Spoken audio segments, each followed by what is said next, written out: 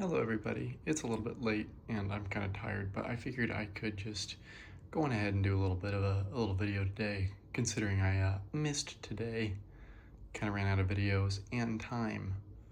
I should have spaced them out a little bit more, so I'll probably change the upload schedule to maybe once every other couple of days.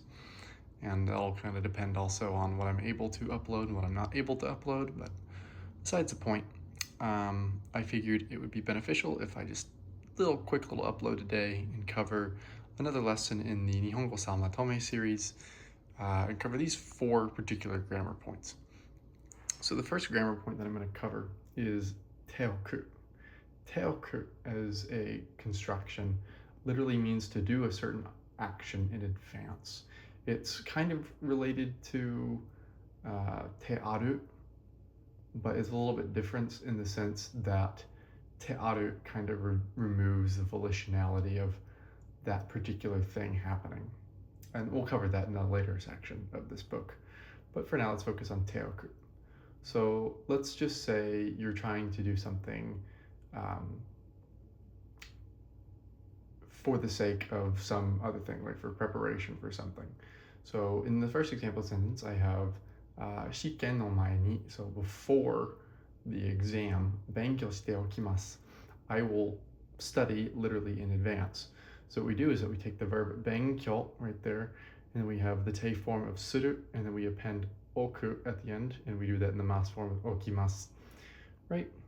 Similarly, let's say it's really hot outside one day during the summertime, and you want to make sure that, it's all nice and cool when you get back inside. So you could say something along the lines of, natsu wa meccha atsui kara earkon o sukete okimashita, right? So earkon o sukeru means to like turn on your air conditioning. And then obviously we take sukeru, turn it into sukete in the te form, and then we append okimasu at the end, or oku if you want to be casual about it. There's another example sentence at the end there. So let's say you're with your roommate and you feel obligated to, maybe pick up a little bit after them. You could say something along the lines of, heya katsuzukanai de sono mama dashite ohite ne.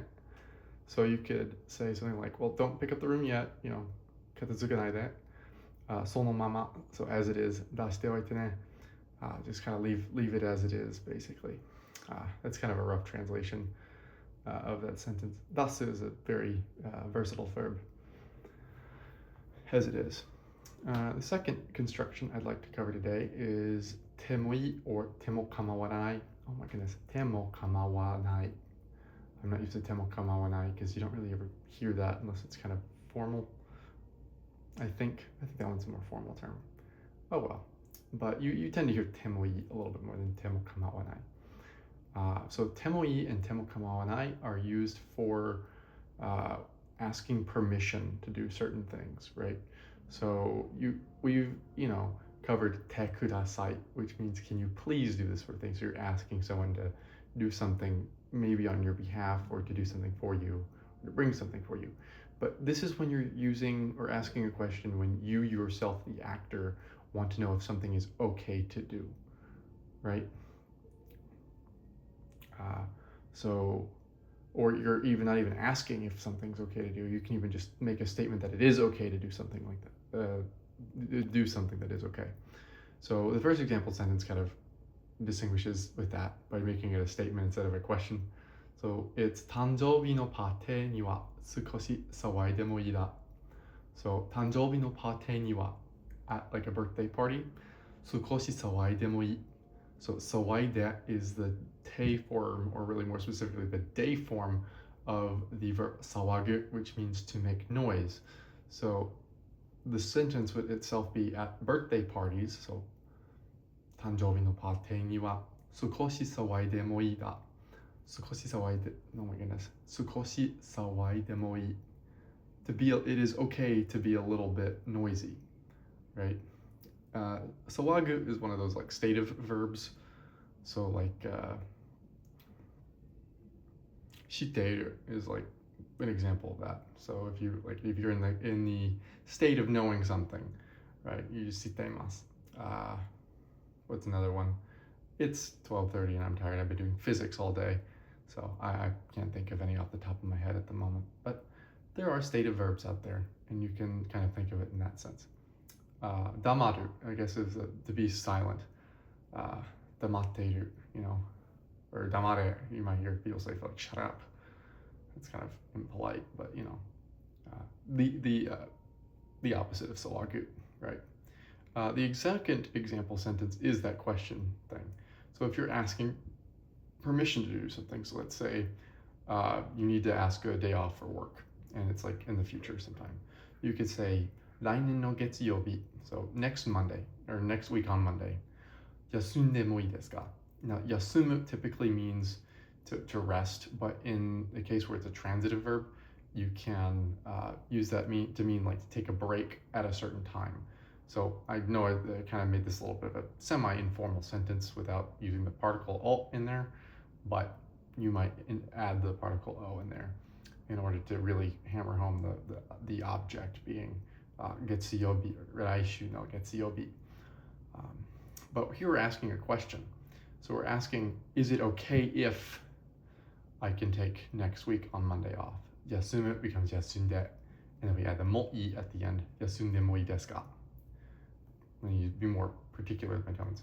Yasunde moi desu ka? You add the inflection. Or let's say, I used one example of kamawanai, just to get it and knock it out of the ballpark here. So let's say you have your older sibling, your older sister has a DVD that you want to watch, and you want to know if it's okay to borrow it. You could say, 姉さん、この DVD 借りてもいいですか? Or in this case, 借りても構わないの? Right? Or you could say, 借りてI think I didn't even read that right. 構わないのですか? That needs to be a ma and not a mo. So let me actually correct that. This is what happens when you make videos when you're tired. That's good enough for government work. Okay. Don't expect a good upload today, folks. As you can tell, these next two examples are kind of lacking in the example sentence department. That's because I'm once again tired. But the third grammar point, and I also don't want to just plain copy from the book. It's their sentences, not mine. Besides the point, tsutsukeru. Tsutsukeru is a construction that we append to the must form of a verb whenever we are describing the continuation of a certain action. So it literally means to continue to do something, right? So let's say you are studying for a math test and you want to describe how you're going to continue studying for this particular math test. So, or you could say, 練習のために, so literally for the purpose of reviewing, 練習, to review or to practice. 数学問題をやり終え続けます. やり終える is a verb. I just kind of pulled that out of a dictionary. It literally means to complete doing something, because you have yaru becomes yari, and then you can add oeru, which means to finish something. So it's kind of a complex structure with that, but yari oeru. Let me actually write that out for you guys. We got ourselves yari.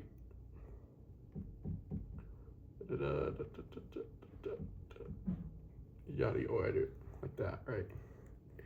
Shall we take the root, we get rid of it, and then we can add suzukeru.